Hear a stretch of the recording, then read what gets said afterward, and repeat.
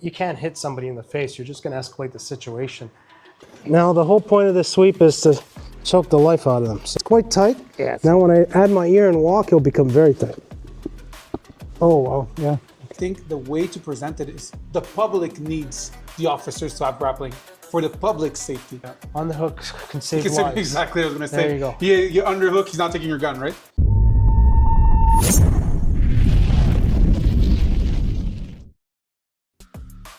Hey guys, for the first episode of Control and Submit, we will have Claudio De Lisi from Hawkesbury Martial Arts. We will learn techniques and discuss grappling for law enforcement. So I picked up all my gear and got ready to go film Hawkesbury Martial Arts with our guest, Claudio.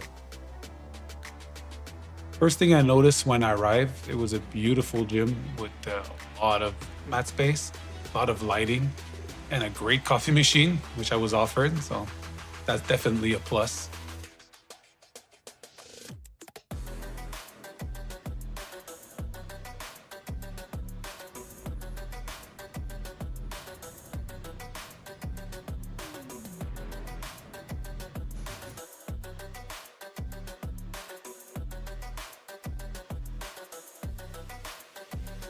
After a quick warm-up, we jump right into techniques. One thing I noticed is that Claudio has a very good and colorful language and expressions to explain the situations.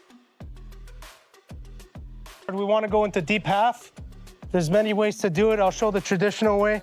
We get the underhook, we grab the leg, we pull our partner onto us. Now we let go with our hands. Now I just shove him and I get onto my left shoulder. You know Homer Simpson runs in a circle? Just think of that. You don't want to be flat. You want to be on your shoulder, left shoulder, with your other shoulder jammed in his thigh. Not his nuts, his thigh.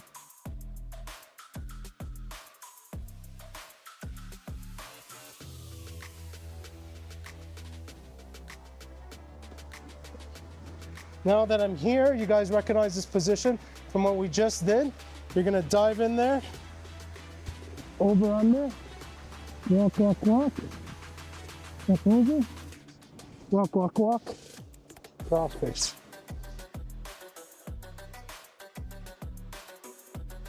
After correcting his students on the technique of the day, Claudio asked me if I can show some of my favorite techniques. Then he offered us a masterclass deep half guard sweep and papercut choke. Check it out.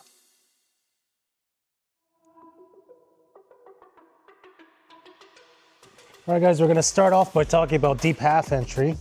I'm a half guard player, and naturally as an asthmatic, I got good at deep half because I like being crushed under.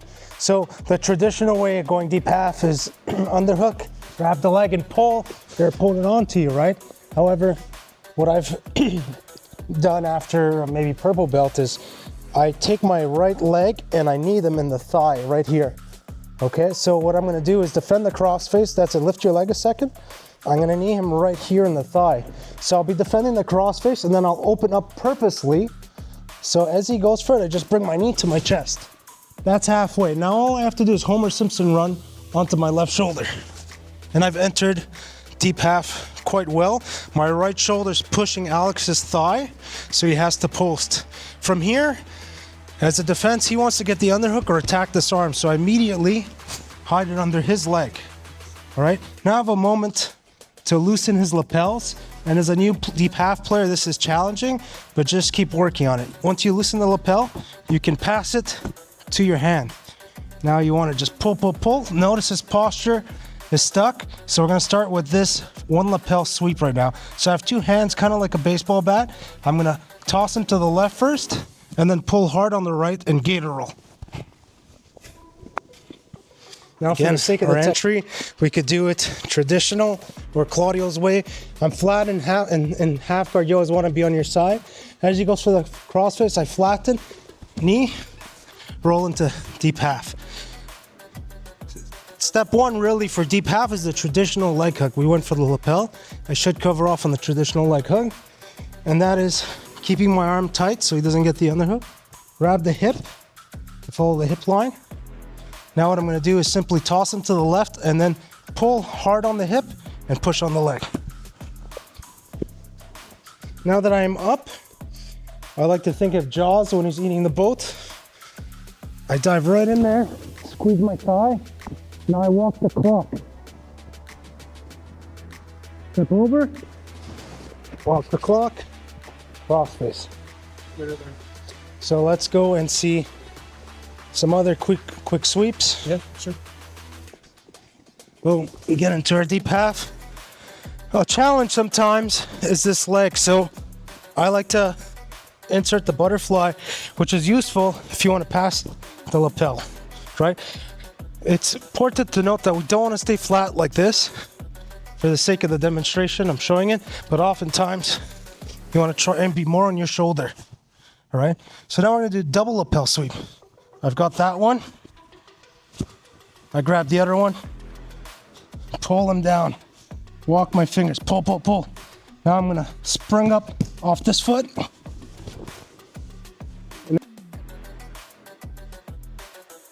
Whenever I roll with a good competitor or a higher belt, I'd always ask, show me your best sweep, show me your best sub. So that's what we did today. I showed my best sweep is the deep half sweep. And obviously it's opened up to so many things. And I chain my over-under pass to it. And then I normally go north-south and I do what's called a paper cutter or a bread slicer. And I like to use this in competition versus the guys that are just big and hard to submit. If I get to that position, I'll likely win. If I don't, you know, and he's better than me, I'm gonna lose. So I put a lot into this one. Choke me this way here, right? Yeah, I'm gonna choke from there.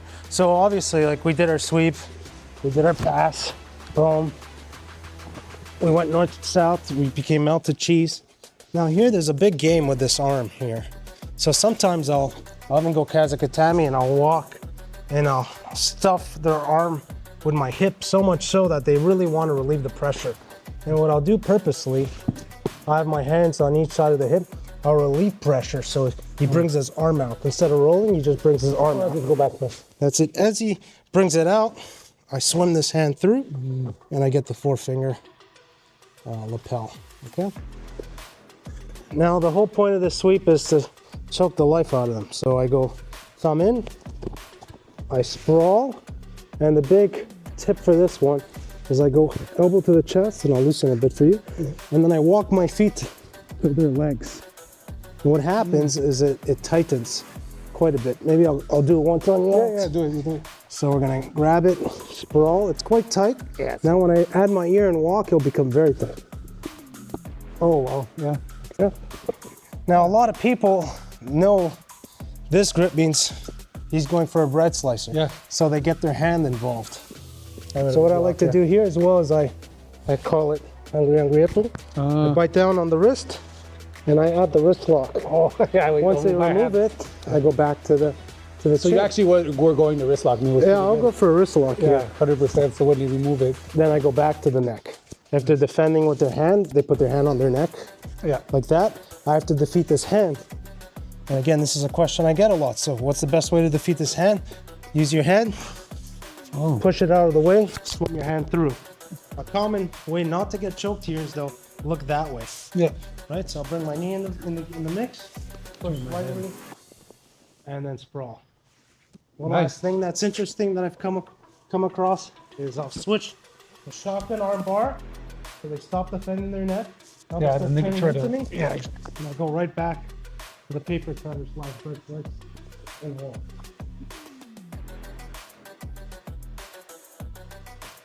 All right. Hey, Claudio. Happy to come here at Hawkesbury Martial Arts. We have Claudio De Lisi here. He's gonna talk to us about law enforcement in martial arts and what are the effective martial arts or type of training you need to do when you do law enforcement sort of thing. Excellent. But first of all, I want to know why did you want to start martial arts? Because we discussed, and I think you did. I know you did a lot of jiu-jitsu because you're a black belt, and you did.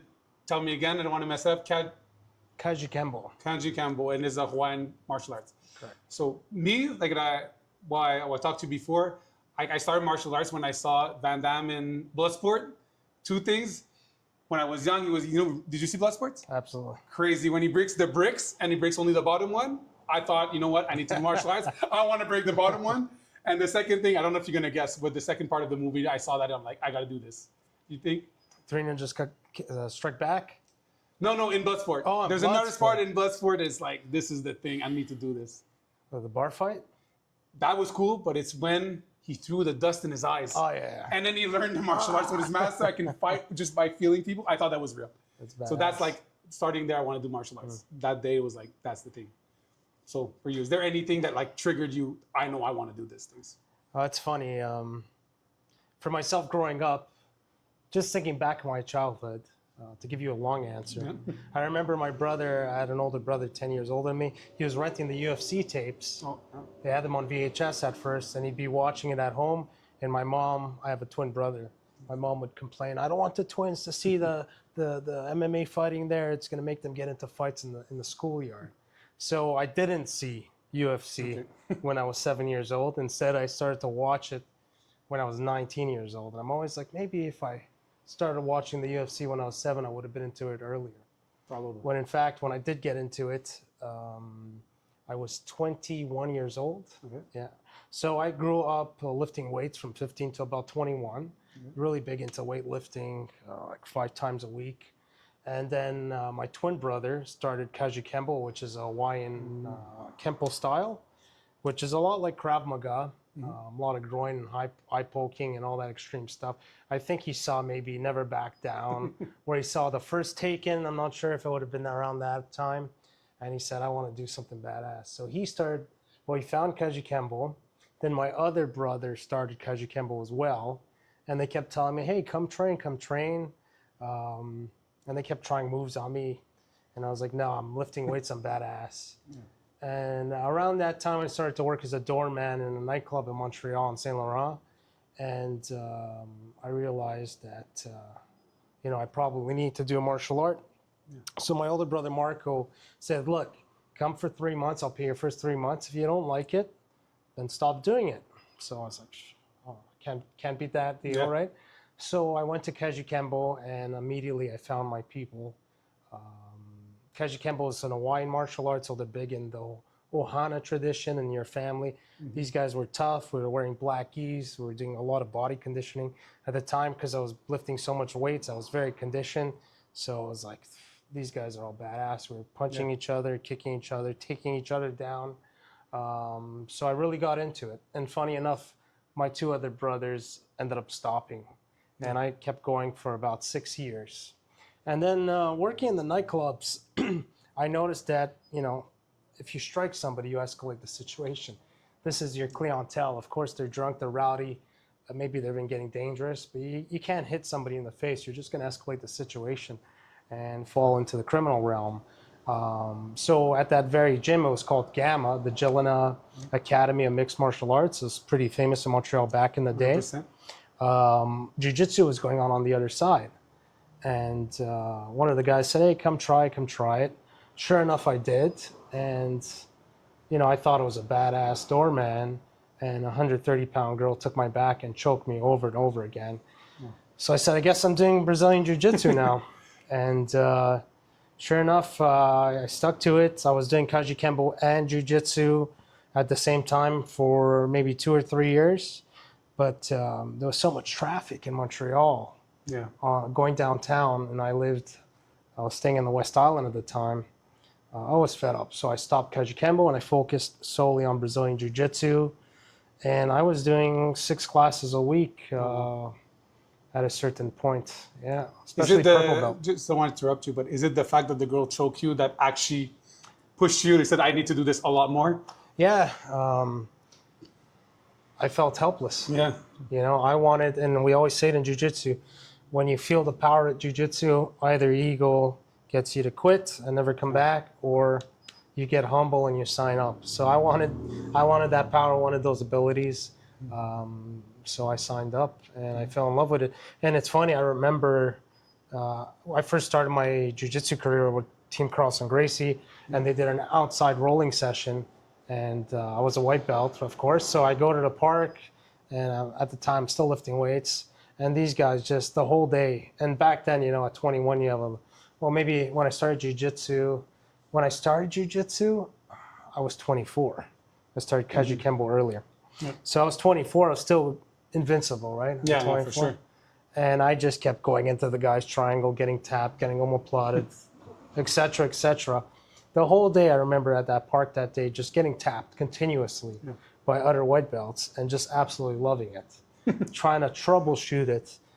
And when we start jiu-jitsu, part of it is getting caught in those traps and saying, okay, from this position, I could get tapped in these variations. From this position, I could get tapped those ways. So I always tell people, especially white belts, like, you got to get tapped. This is part of the growing pains in jiu-jitsu. And that day was it was definitely a lot of growing pain. A growing pain. If you don't want, I want to just go back to the fact that you were a doorman, right? And you said that there are situations that happen, and now you're not a doorman anymore. Do you want to just quickly say them, because you said something very interesting there. So now you're not a doorman anymore. Right. You're a law enforcement officer. Yeah. So in my early 20s, some pals of mine were doorman, and I was lifting weights, and they said, and I was good at talking to people, so they said, come on in and take some shifts. I ended up doing it for like 5.5 years. As a doorman. As a doorman. So interesting, as a doorman, you had a lot of, or close to big physical altercation, or a lot of like scraps, etc. Yeah, I mean, it was a dangerous job. I can't believe I did it for so long. For the amount of money I got paid and for so long. It was very much like deja vu, the same music, the same people every week. I actually worked at 3 establishments owned by the same proprietors on the corner of Saint Laurent and Prince Arthur. So I'd switch between all 3 nightclubs wherever they needed me. And absolutely, some nights were like, it was a full moon. It's just like in law enforcement now. If it's a full moon, we're like, it's going to be a busy night. So working the nightclub, by 1 a.m., if certain individuals didn't leave with a girl, they'd become violent. And you learn with time to spot them out and to talk to them and be friendly prior to that 1 a.m. countdown. And then when that time comes, you can de-escalate with your language. So you're the same people, you would see them over and again. Yeah, and I mean, even when we could talk about profiling, just the way some people carry themselves in general, their body language, you're like, okay, this guy could potentially be trouble. Let me be friendly with him. Let's show some customer service. We had some doorman. I remember one gentleman was a Golden Gloves boxer, and he's knocking everybody out. And I'm like, you can't. These guys are going to come back. They know where you work. Not only that, they're clientele. He spent $500. And all that to say, what I said earlier that I think you found of interest was, if you hit somebody, you escalate the situation. I found myself grappling in the nightclub, and I didn't know how to grapple at the time. A buddy of mine, Mitch, who I did Kaiju Kempo with me, showed me some stuff because he worked in loss prevention, some grappling techniques. And then by doing jiu-jitsu, eventually when you do enough jiu-jitsu, grappling with somebody who doesn't do jiu-jitsu is like, I say, like a clown at the circus with a balloon making a giraffe, 100%. And that de-escalates the situation, right? You put somebody in a clinch, you take them from the back, and you whisper into their ear, it's nothing personal, but we're going to have to go outside. And when people sobered up, or the next time they came back, they'd apologize, and versus hitting somebody in the face, right? Not good for business. Not good. But it's interesting because that's actually where I wanted to go with you, and I wanted to know, because you said it something very interesting from the start, that grappling compared to hitting permits you to have a better relationship with the person after. Like you said, if you start, that's why we'll go to law enforcement after, but this part that you had from the bar business is actually the same to me that in law enforcement, where you have similar people. Often people, you start seeing it before it actually happens that the problem are coming. And if you actually, like you said, try to either talk, obviously, that like you said, and de-escalate before it happens, or when it does happen, the point of no return where you have to do something, you grapple, you give yourself a chance of, then you can talk to the guy again. If you break his teeth, it's going to be difficult to have a good conversation after. It's about building rapport and relationships. And it's the same thing in the law enforcement, the community. We have regulars that have drug addiction, alcoholism, or mental health problems that we see all the time. And we got to learn to de-escalate. Sorry, there's a bug. De-escalate, because I know I'm going to deal with Buddy in 2 weeks or maybe 3 months. I don't want to knock his blocks off and break that bond versus treating him with respect. So I always say, even now in my role as a detective, I deal with murderers, and I always treat them with respect. And the reason being is when I interrogate them, I want disclosure. Yeah. So, for example, and now we're crossing into my other That's line of work. perfect. We're going to go back and forth, I imagine. Yeah. But for example, if I mentioned that I arrested a sex offender against children, a pedophile, Yeah. people always say, well, how do you deal with these people without beating them up or roughing them up, et cetera, et cetera? Well, when I arrest Buddy, I'm going to interrogate him. Mm-hmm. I want to get information out of him. I want an inculpatory statement. Yep. I want him to incriminate himself. If I rough him up, if I show him disrespect and I treat him like the animal that he arguably is, Yeah. then he's not going to be forthcoming with information. Yeah. You want to build good rapport, and you want to transcend that line of even professionalism to a certain degree to build a friendship-like bond with this individual and to get them to relax and share information. So that's why I always say, whoever it is, treat them with respect. Mm-hmm. And so in law enforcement, I deal with the worst of the worst. I'll treat them with respect because I want them to be put behind bars. If I don't get the information I need, the evidence, then I'll be doing a disservice to the victim and the community, right? Yeah. Same thing if we're going back to the bar scene. It's not good for business to hit somebody. Definitely not. It's not good for my safety or the safety of the patrons of the bar. Yeah. I remember one individual, I ended up arm dragging him and we fell on the floor and I had a position of control and I could have struck him and I said, buddy, you're just going to get up, you're going to leave and you could come back another night and we'll have a shot and this will be behind us. Yeah. And that person ended up becoming a regular of that establishment I was working at. Mm-hmm. And he was always super friendly. And if things started and he knew that group of people, he'd say, no, Claudio's chill. You got to respect him, respect the place. He'd actually carry people out for me. If his buddies were getting rowdy, he'd remove them. So it goes a long way to show respect to people and not escalate situations. So that's something I learned in security. Yeah. But it translated into later in your career, right? It translated directly into law enforcement. After while I was working security, I also ended up doing corporate security as well. So I was doing nightclub security and corporate security. And then I ended up doing VIP security for like a media conglomerate in Montreal. Okay. I was doing security in the building. And then the VPs were always doing events and parties at their houses. And I was recruited as part of the close protection unit, which was great experience.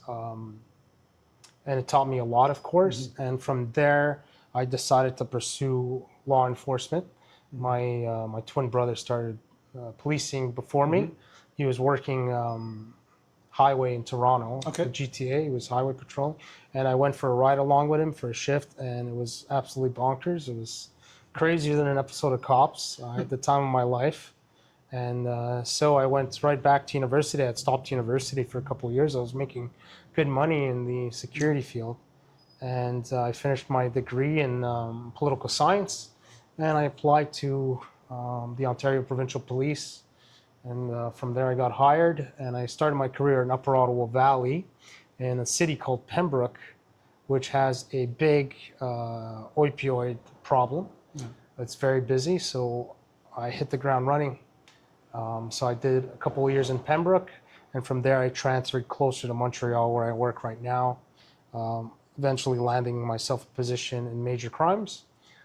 So at this time I work in major crimes. I'm doing a lot of anything you can imagine, all serious crimes, of course. I still do patrol on the road because I miss the action. And it's interesting, and I guess any corporate world as well, even in law enforcement, there's different units or sections. So by working on the road, I still build rapport with the frontline guys. Sometimes they think, oh, the detectives, they just sit at their desk and eat donuts and they don't know what the road's like anymore. Well, I'm doing the road still. I do 1 to 2 shifts a month, sometimes even more on the road.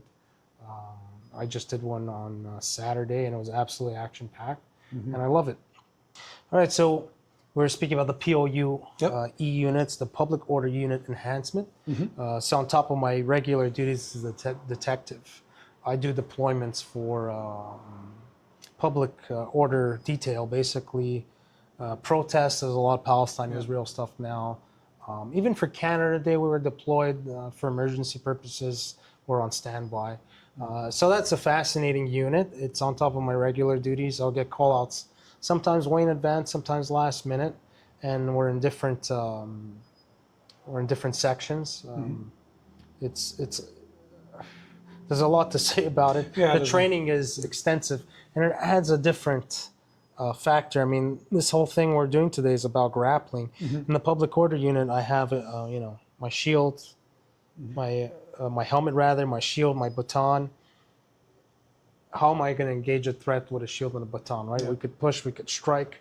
What if I need to lose that, right? Yeah. We actually carry our full use of force. So I have my Glock on, and in the background we have our lethal, if we need it, long guns. It seems like a different dynamic, like you said, because you have tools that make it harder maybe to grappling, but does the grappling part of you having a lot of physical interaction, either in the gym and jiu-jitsu or tournaments or grappling while you were a patrol, etc., does that make the confidence you gain from fighting all the time help you calm down in a riot more like situation, protest situation? Because obviously most people know I'm also in law enforcement, but and I noticed that when you don't fear the possible encounter, you're a lot calmer. Absolutely. Because you've seen this so many times. So even if it's maybe harder to grapple in riot gear, do you feel like when there's a lot of people and the situation is becoming intense, the fact that you had so many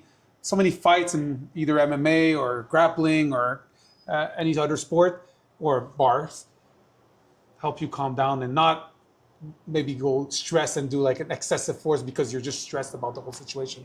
Yeah, it's interesting you asked that, and it's probably going to be a long-winded answer. Go ahead, we're listening here.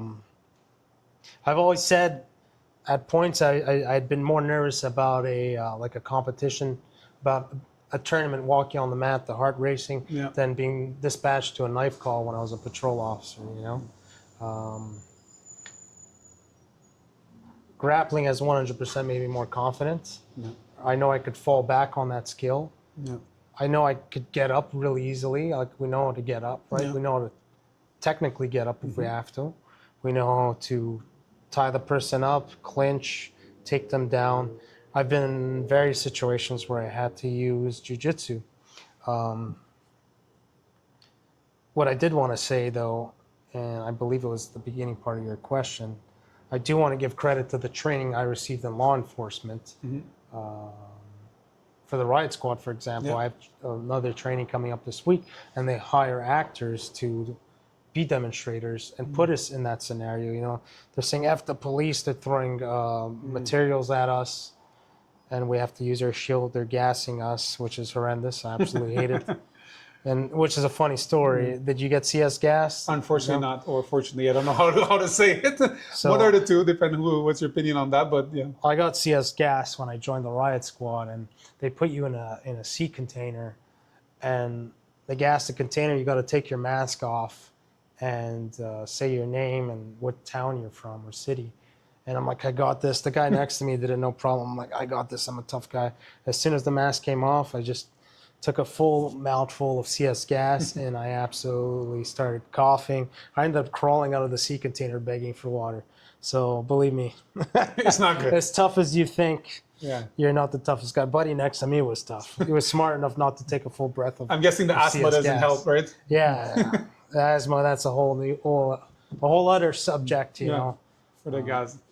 I'm happy you said actually that you're happy you got the training from work, because often we have a lot of officers, I find, that have a lot of opinions that all the training is not good. But to be fair to the organization, actually preparing an officer for encounters, because there's so many variables, is hard, because you can't just say people, now you're doing jiu-jitsu, I don't know, 1, 2, 6 times a week, sometimes depending on where you were in your life. You can't have an organization say, oh, it takes 6 days a week to go train while you're on paid duty, right? So it's you have to also give them the benefit that it's not that easy because there's laws, etc. So in your organization, do you feel there's good things that they're doing, like I guess for this type of training, and what are maybe the gaps maybe that are you would change if you said I'm head of this organization, what is something that realistic, not train people 6 days a week, but realistic that they could do to make the officers better prepared? And this is a hot topic, and I'm not speaking for the particular organization I work just for. the general one, yeah. I mean, the world is changing. Yeah. We have body cameras now. Body cameras have rolled out all over the country. And it's funny, different services, like I have some family, Vancouver police, and I was there recently, and they're like, we're never getting body cameras. Like 2 weeks later, they're like, okay, we're getting body cameras. And it was the same thing with us. And that completely changes it.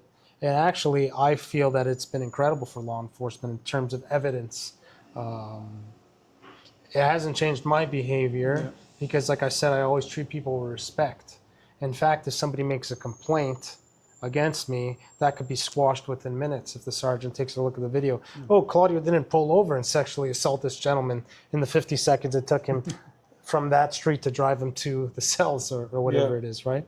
But in terms of revamping the training in general, and credit to the gentlemen that teach the use of force for us, they have been introducing some jiu-jitsu. That's good. You know, we had mount escapes, which are super important. Yep. We had extraction from the vehicle using the B pillar as a support for an arm bar to extract them out of the vehicle. There's only so much you can show guys in a few hours of training a year. Officers need to find time and put in the work themselves, right? It's just like anything else, you know. When I attended the Ontario Police College, which is the college in Ontario where all the police officers go to, so Toronto Police will go, OPP, York, Hamilton. I was a purple belt at the time. I ended up organizing jiu-jitsu classes at night, and we were full. We had like 20, 30 people sometimes. And some guys were like, oh, I'm not going to come do it. I don't want to get hurt while I'm at the academy. I didn't have a single injury that whole time, but sure enough, some people sprained their ankle playing basketball. Somebody wiped out jogging, right? Anything else? But it's funny how that happens. So many people are like, oh, jiu-jitsu's dangerous, jiu-jitsu's dangerous, and then they end up getting hurt, like because they sit on their desk too many hours a day, right? That's it, and their back is blown out, right? Exactly. So to answer your question from before, law enforcement, whoever works as a first responder, even paramedics, I mean, you gotta manipulate the person's body. You gotta learn how to move a body. You gotta be training in grappling. You gotta put your fitness first and get involved in some grappling, even if it's just a single class a week. And in terms of the body camera, I'll tell you from experience, I've seen young officers come on and they gotta extract somebody from a vehicle, and they're nailing them in the face, they're punching them in the face instead of reaching over, cupping the tricep, unbuckling them, staying close, controlling their mouth so they don't get bitten, right? These are things we think as grapplers. As grapplers, okay. For somebody who's never grappled in their life, they have no idea. Just like I had no idea that first class where I got my ass handed to me by a 130-pound white belt female, right? So officers first need some exposure. They need to see the power that jiu-jitsu has and the benefit that it could bring to their life in terms of making their work easier, combating PTSD, right? Because when we're sparring, we can't think about the bills or the troubles at work or the troubles at home. Our fitness level, right? When you feel good, you perform well. So there's so many benefits from jiu-jitsu, and of course that's a whole I saw in jiu-jitsu. I mean, in law enforcement. So being who I am, I had to get involved, right? So I started a jiu-jitsu program at my respective detachment. It's once a week. Yep. And it's open to all personnel, and I usually have 3 or 4 people a week. And it took a while to get that program green lit, I'll tell you that. Just before we go into that, because that's our next big topic, I just want to say something, just to resume a bit. I noticed that you put a lot of personal responsibility on the law enforcement to train themselves. Absolutely. Because sometimes a lot of people, I seem to see, they think like the organizations should do all the training. Like if the organization is not making it, they're not going. And from what I'm understanding, and that's obviously what I think too, there's a part that it's the organization, but there's a part where each officer needs to take their personal responsibility. And now you told me about while you were in police training, you did the class with people, and then now what you did you're creating at your detachment. So tell us about what you created, Land Shark. Right. So that is the Land Shark, what you did? Because I know there's some now in Montreal too, because now every Tuesday and I think Thursday, sometimes there's some with the Montreal Police. you're doing it here in OPP. So it's like what you're creating is getting bigger and bigger, spreading. That's what I wanted to say. So tell us about how you decided to do that and what's happening right now. Great. So Land Shark, when I was brown belt, I decided to create a logo and to create something to encourage. By the way, the logo's sick. I'm going to put it on the screen. It's amazing. Awesome. Thank you. That's my buddy Stuart, one of my students when I was teaching him about Droid that designed that for me. Great logo. Because I decided to take the shark. Well, I called it Land Shark to begin with because our canine officers have they call them land sharks. Oh, okay. The dogs. I did not know that. So yeah, that's what they call a land shark.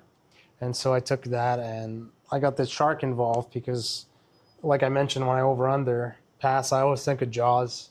You know, I've always had a fascination with sharks. So I think of Jaws at the end of the film when he's eating the boat when I over under pass. Nice. And, you know, the typical thing of, you know, the ground is my ocean. You don't know. So I find that cheesy as hell, but... But it all goes in together. It all goes in together, of course. So I created a logo, and then I started to teach police. My whole idea was pro bono at first. So I've been teaching at work for a number of years, and it's too much with all with family life, with work.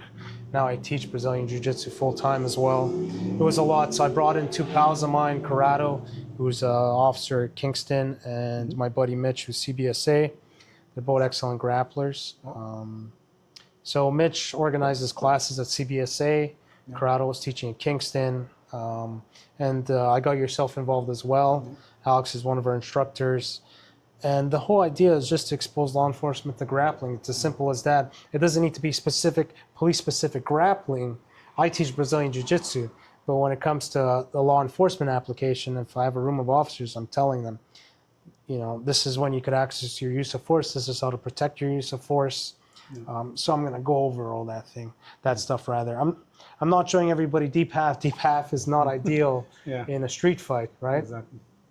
But learning to arm drag, taking a back and bending the back leg and taking them down gently is a huge advantage rather than double legging somebody poorly and dropping them on their head. God knows what could happen, right?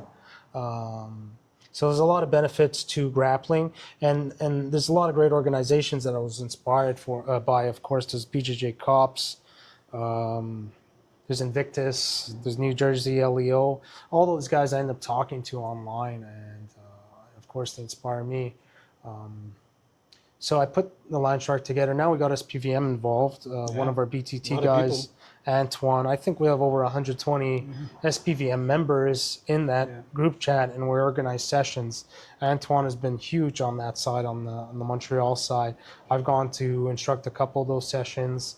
Corrado has as well, and Mitch. And yeah, it's great. Even in Vancouver, I was just in Vancouver 2 weeks ago. So we're talking about, and I'll cover off on that real quick, how the culture is changing and law enforcement has to adapt, right? Vancouver Police has a Vancouver Judo Club and a Vancouver Police Club.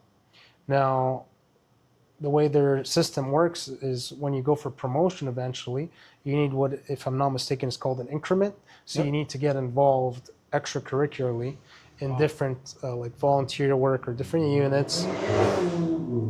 So just to make sure we understand. So to get promoted within the police system, you got to get involved outside, example in the judo club. You can't just be going into work and just doing your job, and you got to do some extra stuff, right? And I'm not speaking for the Vancouver Police Department. No, but if you saw there was things that like that. Yeah, from what I understand, if you go to the jiu-jitsu class there, it's written down, and that counts towards your promotion. You have to complete a certain amount of steps, and that's one of those extracurriculars.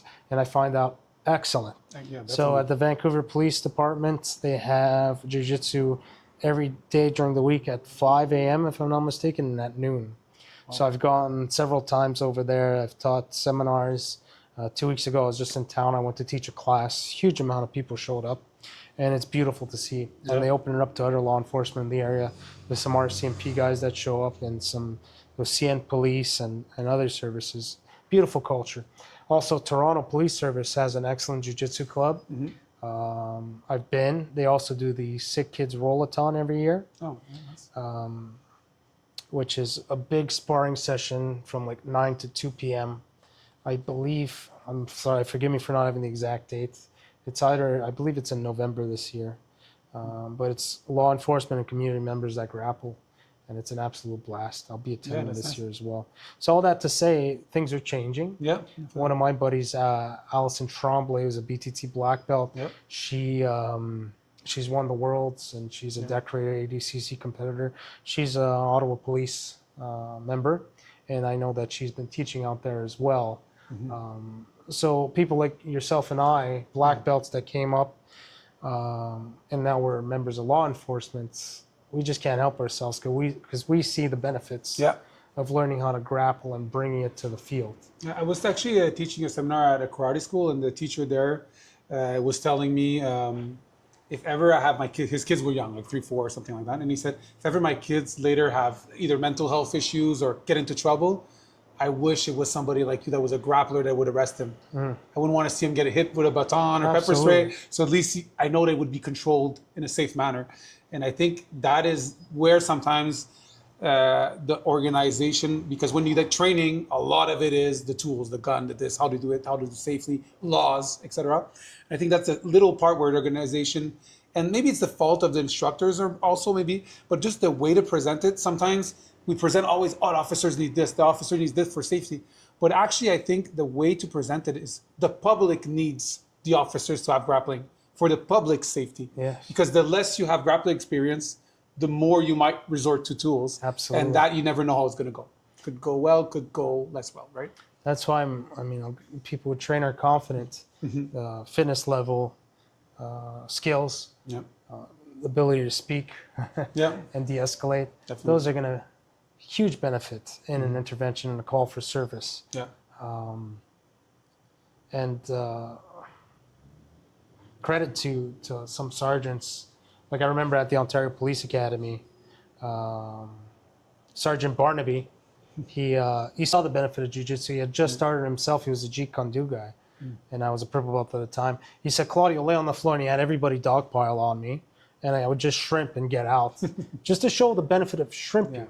Now, these law enforcement officers, they fall on the floor. They don't know how to get up. Yep. You know, just learning how to get up, learning how to break fall. You slip on the ice, get into your cruiser, learning how to break fall. How much money are we going to save on that? Exactly. Change your It's just like these body cameras. How much money do you think law enforcement is saving? It's costed a fortune, I'm sure, to equip.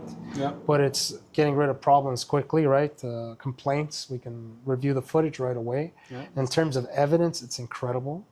And I'm sorry to say, but there are bad officers, just like any business. I mean, I still had 15. I worked at McDonald's. There was exceptional employees, and there were inadequate employees that stole or were not sanitary, whatever it could be. In law enforcement, there's always going to be people that get through, and they have to be held accountable, of course. And the body camera is an excellent way to hold them accountable because they're going to change their behavior. Because guess what? This footage is being reviewed constantly, and nobody's perfect. Yeah. I lose my temper as well, and if that happens, that's fine. You just got to be able to explain it. Yeah. But being professional, being courteous to the public. I mean, It goes a long way. yeah, we're offering customer service, as crazy as that sounds.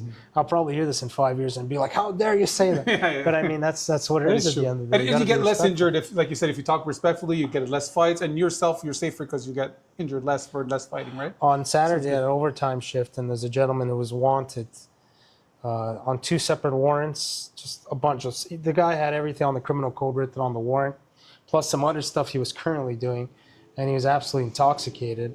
And he had a bunch of flags: violence, hates police, escape risk. And I located him in a forest, sitting on a log, and I could see his fists were clenched, and he was already not obeying my orders. So I went straight for Kimura, and I grounded him and straight to handcuff position. It took me a second. Yeah. I didn't hurt him. I laid him down gently. He was yelling, he was losing his mind. And for those who don't know, like if somebody's threatening to fight you, clench your fist, they want to punch you, you could technically, legally, and probably by policy, I don't know your organization's policy, but you could probably pepper spray him, punch him, whatever the situation. But because grappling, you're like, we're not going to have to go there because I'm confident I could take it down easily. right? Probably 6 out of 10 officers that don't train, if they used verbal commands and he disobeyed, they'd probably take out a taser even. Yeah, especially if he has his clinch, he wants to fight you. Like, why would I fight him, right? So, I mean, I had him in cuffs very quickly, you know? So that's a great benefit. It's funny because that you maybe don't think you said it, but Landshark also applies to EMS. You said it. I didn't cover off on all of it, but yeah, my idea with Landshark was to get first responders to train, and I we have a security. Story I wanted to tell you after. No problem. Yeah, we have security. We have EMS. Okay. So when you say security, like any security, like mall security, anything like that, as long as they do that type of work. Absolutely. But okay, good. I mean, here in Hawkesbury, I teach at this Brazilian Jiu-Jitsu school here. Anybody's welcome, of course. If anyone wants to purchase a Landshark patch and wear it and support, I'm not going to say no. Anybody who wants to support can support. Of course, it's for firefighters as well as for the military. And I'm not like, it's all about Landshark and BJJ Cops or all those other associations. I'm not interested in that. No, it's a team. Yeah. We're all working to bring Jiu-Jitsu into the culture and to help our officers deal with, like what I mentioned, PTSD, get to that fitness level that they want, and learn the basic fundamental grappling skills, just the basic fundamental ones. Mm-hmm. That's what's going to help them succeed. No, they don't. Everybody doesn't need to be a black belt like us. If I could just get people to even 2-stripe white belt, just knowing about going for the underhook. Yeah. Underhook can save lives. Exactly, I was going to say. There you go. You underhook, he's not taking your gun, right? So the Kids Cast was starting, so we had to change the location. It's actually not a bad location if you see. We have the nice water view. When we stopped the discussion, I want to tell you a story. This last Friday, there was a EMS worker. She works near the mental health wing in her hospital. She was outside on a break, and there was a person from the mental health that actually was running away, and they were running towards her. And the people working at the mental health unit, they were behind her coming with a syringe and saying she's dangerous. She could see it, but she didn't want to panic because she didn't want to panic the person also. And she was telling me that, so I was starting to blade myself and I was seeing her coming and I'm like, how am I going to handle this? And she said, I'm going to try to be super nice. I said, hey, how's it going? You're doing okay? And the woman said, oh yeah, thanks. And she put her hand out. So she said, by reflex, I grabbed the exterior of her wrist and behind her elbow, and I turned myself and I started talking to her and said, hey, why don't you just come with me? Pushed her away. And she wanted to tell me that story because often in class I say, we're doing all these techniques and maybe in the real life situation, this would apply or this would apply. And she was really happy to come back and tell me that, you know what we discussed in class, actually happened to me. And by being sideways, I felt like if she starts moving or tries to punch me, at least I'll feel it coming. So when we're talking about like what level the people or cops or whatever workers in that field, or even a regular person that doesn't work in that field that might get attacked, what level of jiu-jitsu they need, you were saying maybe second stripe, white belt, etc. I think sometimes simple concept like that is what they actually need to just be safer, and then you see what happens. And my question is, when you actually teach non-cops or regular jiu-jitsu class, do you keep the self-defense aspect? Because some schools do not have that anymore. It's only sport. Do you bring up self-defense situations in your class? Yeah, I definitely do it. And my approach isn't like a Gracie Academy where that's heavily self-defense oriented. You know, I'm just teaching Brazilian Jiu-Jitsu. Mm-hmm. But of course, I'm going to mention some of the elements of self-defense. One time being when, I'm teaching full mount escapes. Mm-hmm. And I tell them in real life, guess what? Buddy's on top throwing punches and elbows.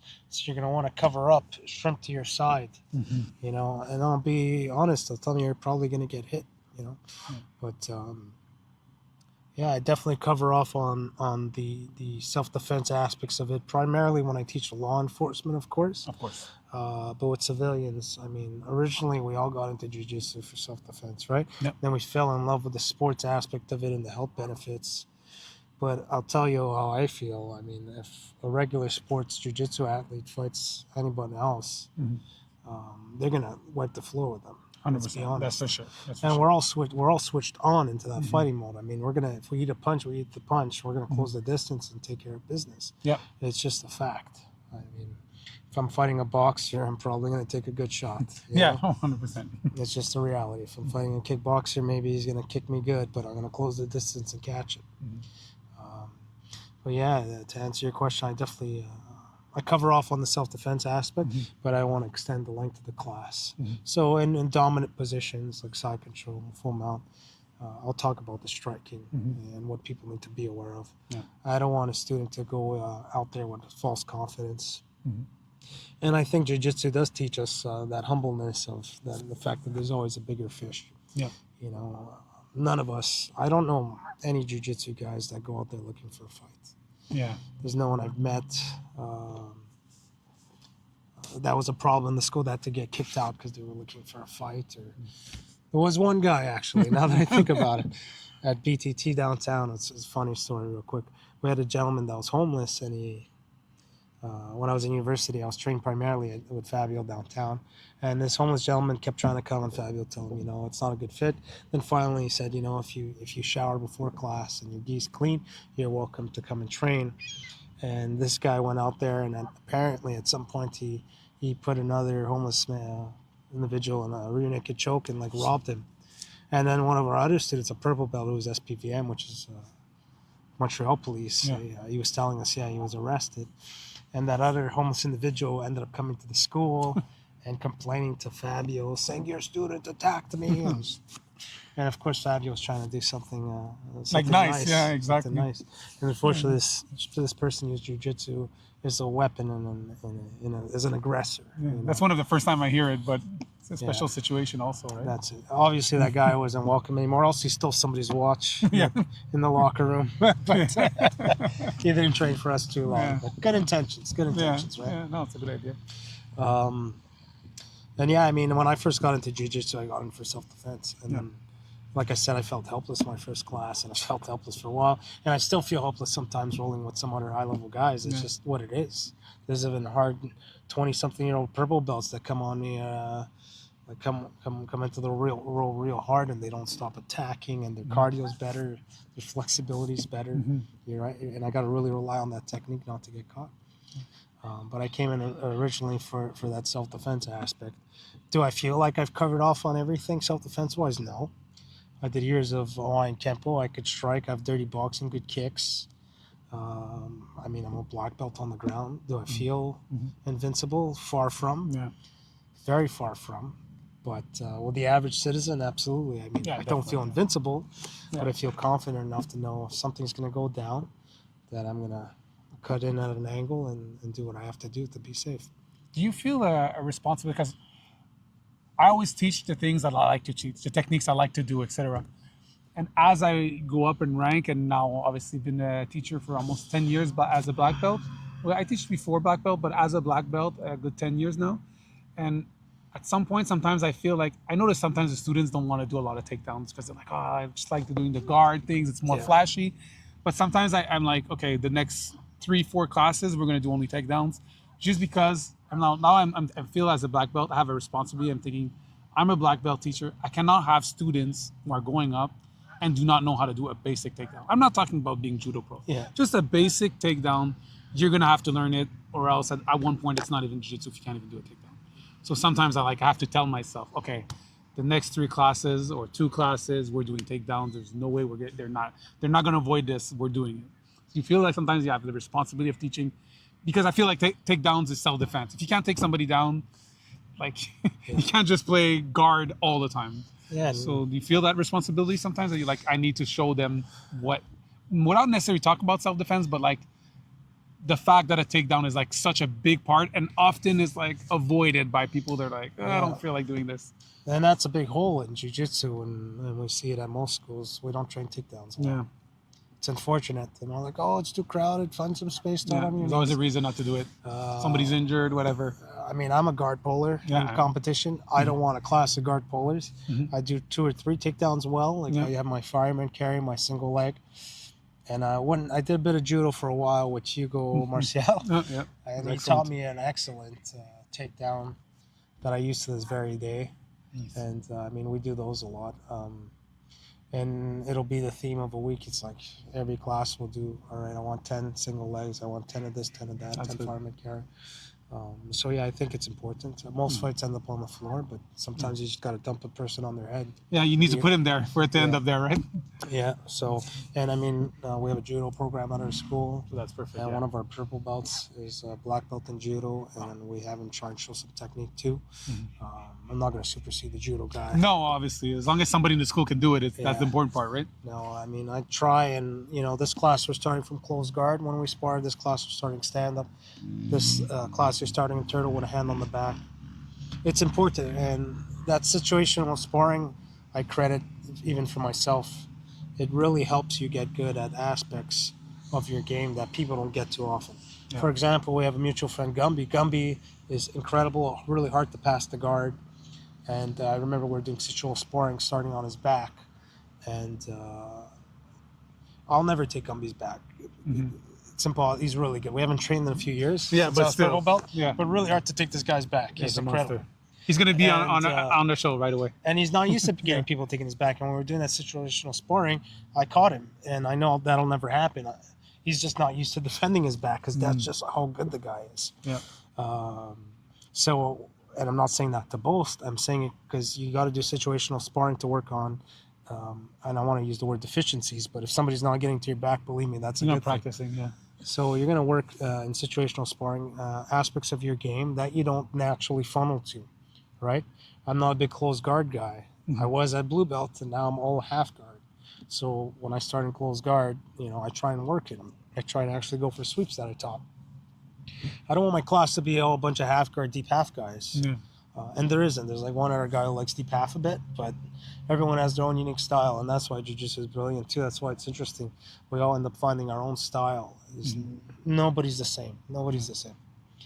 I think that answers your question. Maybe? No, it definitely does, and it's true that the part that of jiu-jitsu where everybody has a different type of body and then can create a style which makes it different from certain sports. Like runners, a lot of them look the same, or swimmers, but jiu-jitsu you could be like chunky, small, tall, lanky. Every physical attribute brings a new different style, right? It's and that's a great subject too. It's interesting how different body types result in different fighting styles, like in different experience backgrounds. Like rugby players have the grit; they always get good at jiu-jitsu.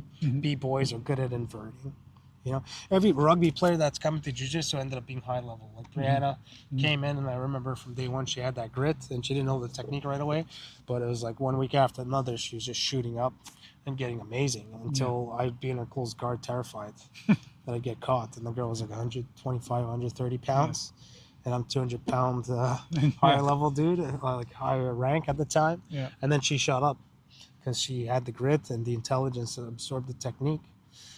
So it's interesting to see people come in with different background. For myself, in competition, the tall, lanky guys are a pain in the ass. Yeah. Or the small dudes that run around you because I'm slower. Yeah. So I'd rather fight slower dudes. But that's why you like to do the half guard. You like to slow down the game. You gotta slow down the- This is good for me. yeah, it's a severe. Like I have severe asthma. I've been. It got real bad in my 20s, and I was like on tons of medication for years. And of course, I chose a bottom half game, not the best for asthma, but so I have to learn to slow down, and I'll have a burst, chain my pass, then take a break in north-south. Yeah. I can't be that high-level pace all the time because my lungs just spaz on me. So I'm fighting the competitor, I'm fighting myself, and I could bitch and moan all the time, but we all have our challenges in life. For me, I have some bad asthma, and it's exercise-induced, which is ideal for competition. Yeah. But you find your style after that, right? So I've you modeled my adapt it to game. your physical condition, right? Exactly. That's good. And that talking about deep half guard and half guard. So basically, this is the technique you're going to be showing us today, right? Yeah, I mean, I was gonna cover off on deep half entry. I have a unique way that I like to do it. Okay. Then we're gonna do leg hug sweep, which is the basic. Excellent. 2 variations of the lapel, and maybe 2 what-ifs if they grab your knee, and if they sprawl one of their legs, which you'll be seeing a bit later. Good. I'm looking forward to it. Thanks a lot. Maybe we'll throw in a submission too. Yeah? Maybe we should, yeah. There. All right. Thanks a lot. Thank you for having me. See you soon.